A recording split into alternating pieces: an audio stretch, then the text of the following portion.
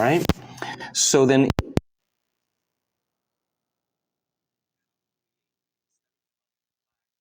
create from home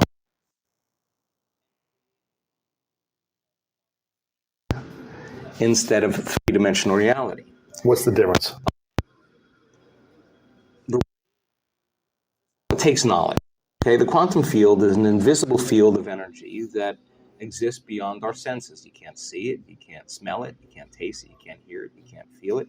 It exists beyond our experience of three-dimensional reality. Let's look at that. So the answer to the question is, how much of your waking day do you put your attention on the material world, and how much of your waking day are you aware of energy and frequency? For most people, they're unaware of the quantum field. And if you're unaware of it, it doesn't exist for you.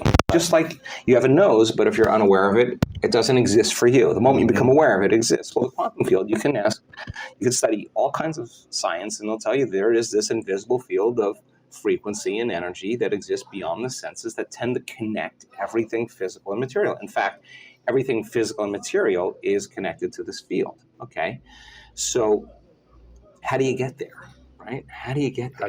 How do you get there? So we discovered that when you take all of your attention off your body and you are not paying attention to your emotions, your drives, your habits, if you could take all of your attention off of every element in your environment, your cell phone, your tablet, your computer, your car, your whatever it is, your bed, take your attention away from everything, every place that you live, where you sleep, where you work, and you're not thinking about time. You're not thinking about your schedule, where you need to be, or what happened yesterday. You can relax into the present moment. There tends to be a dramatic change in the way the brain functions when people do this properly. We call it getting beyond yourself, but in a sense, you're dissociating from your three-dimensional reality. Why?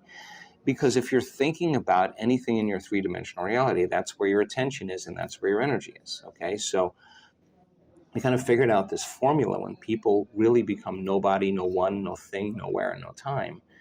They're pretty much all of a sudden outside the constraints of the Newtonian world of got to do something to get an outcome.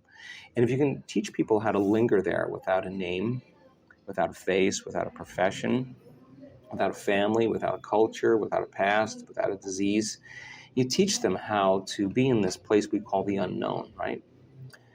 And you teach them that from that place, that invisible field, is where everything material comes from.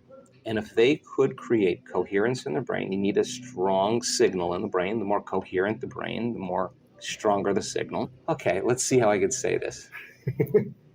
When most people, when we look at brains in real time, and we're looking at people's how their mind is working.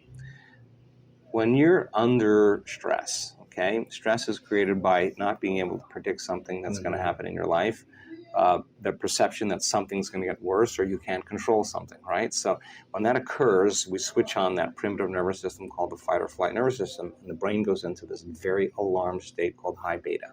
That means pay attention to the outer world. There's danger out there.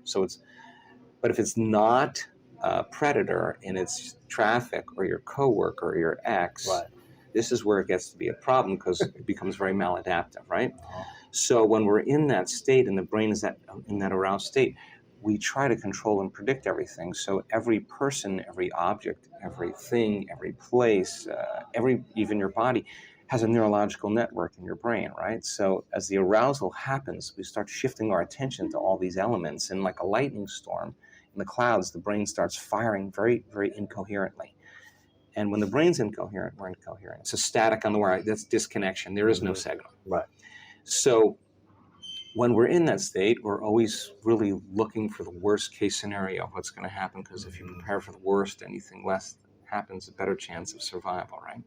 So in this kind of aroused state, as we shift our attention to each one of these elements that are known in our environment, the brain starts compartmentalizing and firing out of order. And that is what creates what's called autonomic dysregulation. That causes the brain and body to get really out of balance, right? So in that state, we're over-focused. You know, when you're stressed, you're over-focused on something. You can't stop thinking about it.